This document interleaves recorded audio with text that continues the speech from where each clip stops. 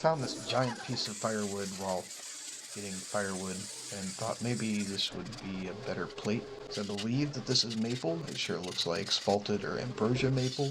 Threw it up on the lathe. It turns about 15 inches, which is the max of my lathe, which is why you see me start with this as an outboard project, then move it inboard so I could turn between two centers.